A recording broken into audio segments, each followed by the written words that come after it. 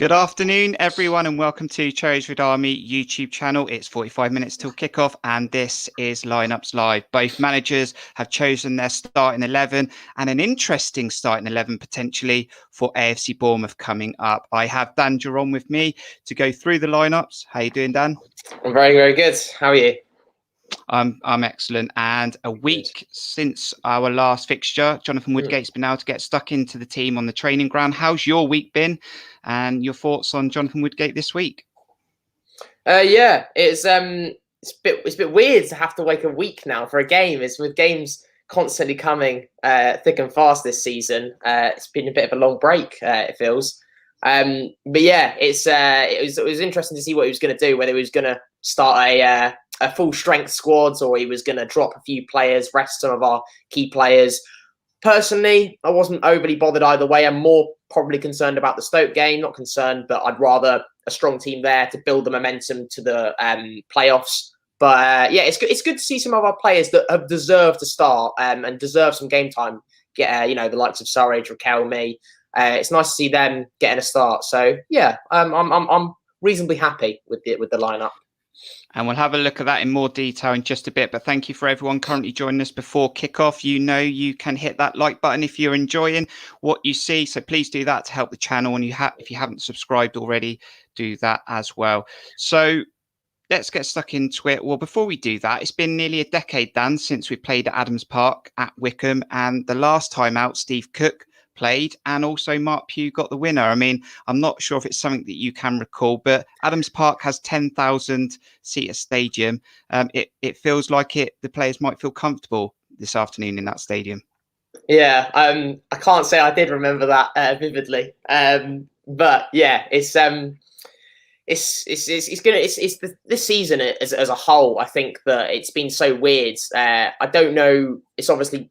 I do feel like it has benefited some teams over others. They're being, going to a ground and they're not, some, especially in the Championship, some going to some grounds is notorious for having an intimidating atmosphere.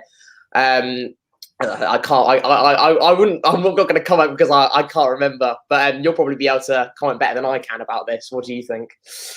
Yeah, I mean, I can't really remember much about it either, but seeing Pugh, we had him last week on the channel and he got the winner, and Steve Cook was in that team alongside players like Wes Fogden as well. So, but looking at that stadium, it is the smallest stadium in the league. We're slightly above that, of course. But yeah, I mean, we should be able to go and play at Wycombe this afternoon, a team that's the second lowest goal scorers in the league against the team that's the second highest goal scorers in the league. Yeah, it's interesting. It's I think that it's we must have just become the second goal scoring team, right? Recently, because I thought we were third for a. We were joint with Brentford, and then they beat us last week, so that they're now the top highest goal scorers. Got you. So yeah, it's been we have the quality to score so many goals, and this will be on paper. You think. So this is a classic game where we should be winning comfortably. But you remember last time we played them, it wasn't easy at all. It took a red card for us to beat them 1-0 in the end. So it's going to be interesting to see. I think that I wouldn't say it's a banana slip at this point because I feel like a lot of the pressure has lifted, has been dropped. Sorry. A lot of the players are getting game time that they deserve. Some of our players that have been on the bench. But and often teams that have nothing to play for, you get some interesting results. How many times in the Premier League have you seen teams that have already been gone down get some freak results? But Wycombe, they are relegated. Let's just be honest here. Not completely mathematically, but they have to get some mad goal difference. So unless it's just like a 7-0 or something, they're pretty much relegated. So it should be. If you're going to make a prediction, you'd say it's going to be a convincing win for Bournemouth. You'd probably say, wouldn't you? Right, we're going to get stuck into the lineups in just a minute. But first, I want to know where you're watching the game today, your location. You can say it's your country if you want. Just say I'm watching in England, or if you want to say the town. I'm even happy if you want to tell me the specific room you're actually watching in. So if it's you just want to say I'm watching in the lounge this afternoon, let us know where you're watching or listening to the game. We're going to get stuck into the lineups. We're going to start off with our opposition as we normally do. Just do it in just a moment.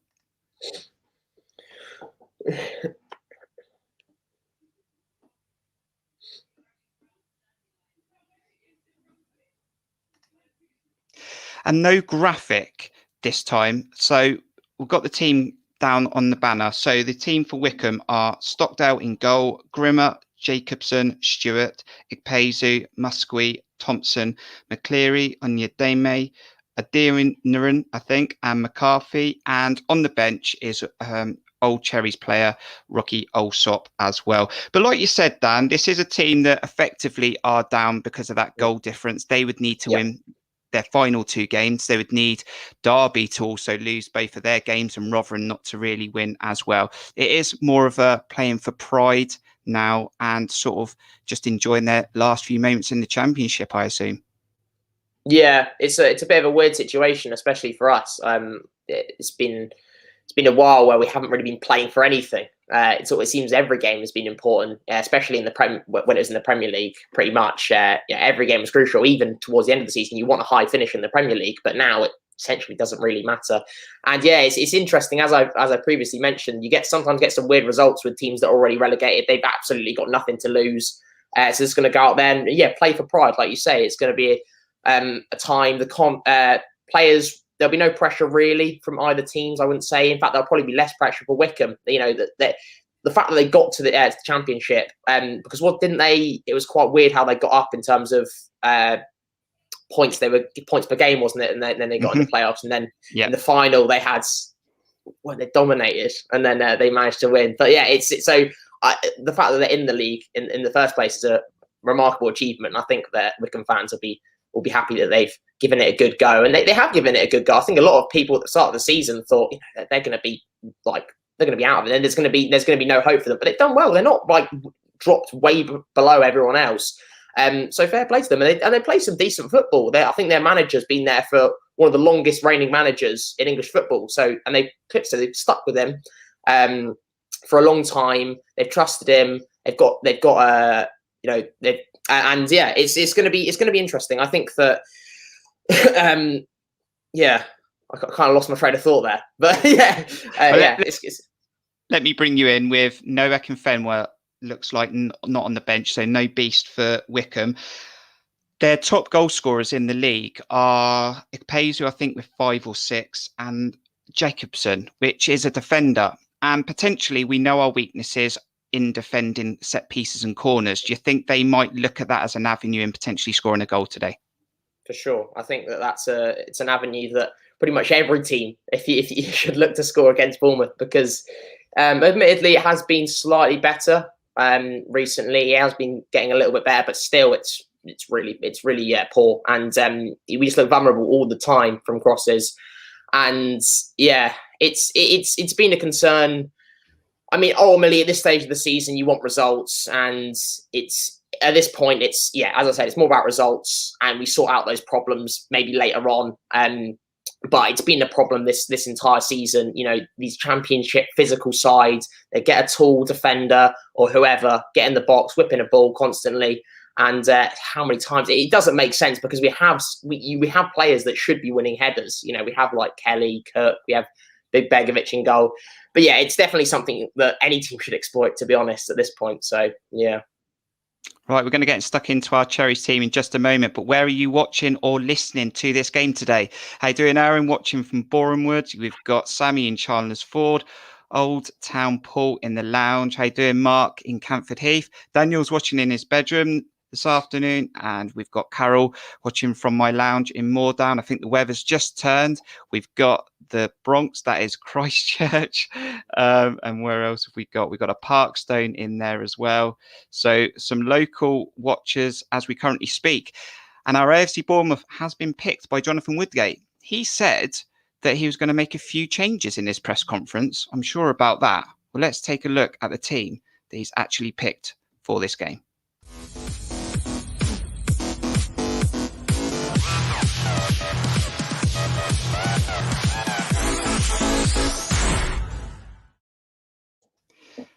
In goal, Asmir Begovic and captain. Number 6, Chris Mepham. 7, David Brooks. 11, Jack Wilshere.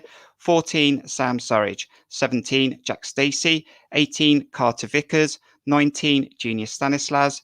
20, Riquelme. 21, Diego Rico. 22, Ben Pearson. On the bench is Mark Travers, Adam Smith, John Zamora, Lerma, Billing, Dan Juron, Jaden Anthony, Shane Long, and Dom Solanke. Now, quickly looking at that, Dan, it looks like 6 changes from the weekend. Players like Mepham that we haven't seen for a while. So there's a couple of things in there, and also some opportunities for Sam Surridge and Riquelme to prove their worth as we lead towards the playoffs.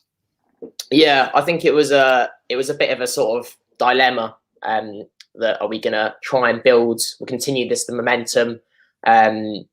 Even after a loss, we were still playing all right. We didn't play amazing against Brentford, but we can continue a good collective run of form. And if we were going to start a full strength squad, or we were going to drop a few players, give the likes of Dan Juron a rest, Billing a rest, Solanke a rest, some of our most important players at the moment. And it looks like he has done that. And he's brought in Surridge, who has been quality this season, and which is weird to say because he hasn't really started that much and he hasn't got much game time. But every time he comes on the pitch, he's so impressive, and it's so good to see him get a start. Same with Riquelme, maybe hasn't been as impressive as we maybe thought, but equally he hasn't really had the opportunities to. He's still a young player. He's got some experience in a difficult league, in the Championship. And he scored that great goal against Derby. So, he's got the quality. It's good to see him have a start. And Mepham, as much as I feel like he didn't really deserve his space based on recent performances before he got dropped, he's still a quality player. And, he's still a young player. I think people forget how young he is. And it's as you put a graphic up at the start, the amount of abuse he got after some mistakes, it's just disgusting. And those people that send that kind of abuse, it isn't. They aren't fans at the end of the day. Those can't be considered fans in my eyes. And just because as he said I don't know if you watched the video, I'm not going to go out there trying to make mistakes, obviously. And it's good to see him get back, and I hope he can get that confidence back, because I think his confidence was rock bottom, and after a couple of mistakes and that abuse online, it's not going to have helped at all. So looking at the SofaScore graphic, then they put David Brooks in that Billing role. We call it that Billing role. It's not called a number 10 anymore. It's just called the Billing role. I actually think Junior Stanislas will play that role, although I'd like to see what SofaScore have actually put up actually happen. This is really interesting because I actually thought that he would go quite strong today, get over that Brentford result, and then go a little bit weaker against Stoke. There is 16 days between now and the first leg of the playoffs. But I do worry that he is probably going to play a stronger side next week against a team in Stoke that I always think comes to mind. They like a tackle. You're right. You were talking about it before we went live. You're completely correct there. I think ultimately, that could happen with any team. Any team can get physical in this league. But as Stoke, as you mentioned, it's one in particular. David Brooks in the central role. I hope.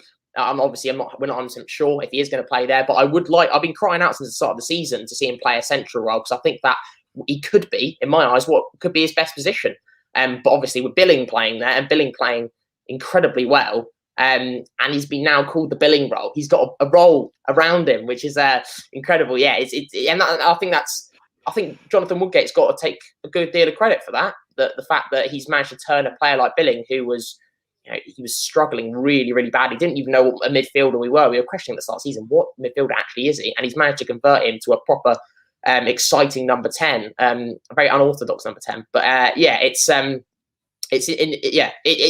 are right in terms of Stoke. I do think that it is a concern. They are notorious for being a physical team, and the last thing we want is a Dan Juron getting injured. But on the other hand, it is important to take that momentum into the playoffs. So it's a risk you have to take, in my eyes. I don't know what you think about that. Yeah, it's a difficult one. And the only other concern I have for Jonathan Woodgate is in that 7-game consecutive win run that he had, he didn't really change much. We pretty much knew what the team was going to be week in, week out. Maybe Pearson and Wilshere alternating. Changes, When he has changed it and he's played a back 3, or he's changed several players, we generally lose the football match. I know it's a different team that we played against. We lost to QPR when he went to a back three. He did the same thing against Cardiff. And then last weekend, he obviously changed 4, I think. And we obviously lost to Brentford comfortably in the end because we didn't really look like scoring after the 7th minute. This is my concern, is I think when we have our strongest 11 out there, which we probably know what that is, I think we're going to be hard to beat. But when he does switch it up, I don't know if he gets the reaction that he's looking for. Yeah, I mean, I think though that going into the playoffs, we're going to be playing the same system that we have when we went on that winning run at the end of the day. And I think at the very beginning, like you mentioned, at QPR was shocking. And it's when he initially came in, you thought, what's changed really? He doesn't look like a lot's changed. But in fairness to him, he has. I think he was experimenting what he thought would work, and not only sorted out a formation and a system, but he's also made players flourish in their certain position. Everyone knows what they're doing, kind of thing. Billing cemented in that number 10 role, as I mentioned. And you know, you've got players that you can't replace, and they've got so much confidence. And so when he found the system, he stuck to it, which I think was the right decision to do. It was tough because it's a demanding league, and to not make basically any changes apart from maybe 1, maybe max 2, is quite remarkable, considering there was probably 2 games a week for most weeks. But yeah, I think come the Championship, we'll keep the same formation, system, players that we did when we ran on that run. So yeah, I think it'll be safe in that sense. You don't have to worry about any weird changes or things like that. So you've seen the team lineups. What's your score prediction going to be then come 3 o'clock until 5? Are you going to change your mind from last night on the preview, or are you going to stick with what you went with? Place your score predictions now in the chat and we'll show them on the screen in just a minute. We'll just obviously take a look at the other fixtures today. There'll be a few that we'll be looking out for. So we'll take a look at that and the table, and then we'll have a look at those score predictions before we wrap up the end of the show.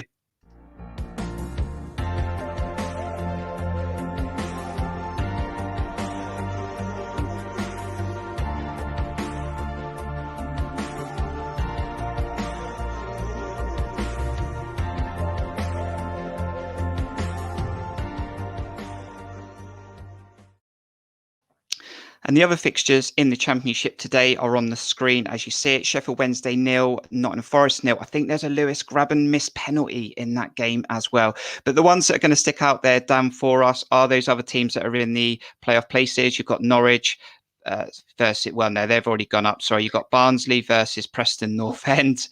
And you've also got Swansea versus Derby and Brentford at home to Watford. I mean, what's your thoughts on a couple of those games, delicately balanced in that league? We'd like Watford to do us a favour, not in terms of points at this point, but just in terms of confidence. It'd be nice for Brentford, after beating us, to have a loss, and because you'd argue that probably Brentford are favourites going into that after beating us twice now this season. They'd probably be favourites to go up this season. However, we all know what happened last season. So yeah, I think ultimately you just want confidence to be damaged at this point. From teams around us, you want teams to go in with a lack of form, a lack of confidence. But ultimately, we play our best football. I think we win the playoffs. Simple as, really.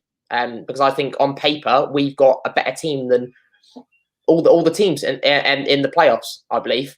You know, Brentford probably very close, but I think we play our best football with our best team out. We will win the football match. So ultimately, I don't think it matters too much what other teams do. Obviously, we'd like them to drop points and lose that momentum, but we play our best football and we'll do well, I believe.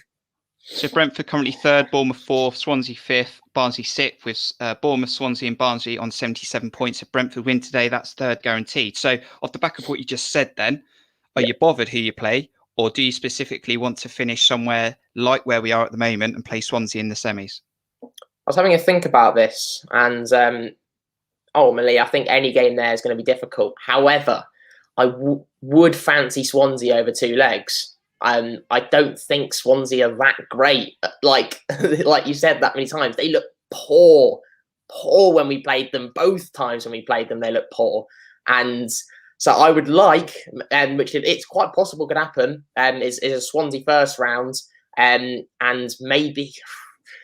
I mean, ultimately, Barnsley and Brentford, they've both beaten us recently. So you maybe argue you'd want Barnsley to beat Brentford there and get them in the final. I don't know, though. In a one-off game of football, literally anything can happen. Like in the Brentford game, someone can get sent off, even though we didn't go on and win. But yeah, I would like Swansea in that first round if I had to pick one, personally. How you feeling about the game then? Let's get those score predictions on the screen. We've got a 3-1 from AFC Bournemouth, Germany. Thanks for joining us. John, how you doing? 3-1 as well, the famous 3-1. Dan is 2-1. We've got a 2-0 from Aaron and a clean sheet. Snap, Steve, 2-0. A famous 3-1. Cameron, how you doing? 2-0. Another famous 3-1 from the famous Sammy. And we've got Carol with 2-0. We've got John, how you doing? John, 2-1. 3-0. Liam, how you doing? 2. And then we've got another Liam. Oh, doubled up there. Changed it around because we're playing away from home. 1-1 there. A draw. Take a point. Daniel with a 3-0. And Mark snapping that with a 3-0 clean sheet. Got the lineups out then. 6 changes, Dan. What's your score prediction? I'm going to go with a 1-0. I haven't seen that, but I think it's going to be the same as last time. I think it will be difficult for us. And I believe Wycombe will get the goal from a Surridge assist. He's going to play Wycombe in. He's going to slot it in. That's my prediction. That's what I'm going for. I can't remember what I went for last night, but I think it was 2-0. I'm going to stick with that, a clean sheet. Dom wants to get to that 20. And I think Morgan's just come on the screen. 3-0 Solanke hat-trick. Going to have to do it off the bench. Morgan.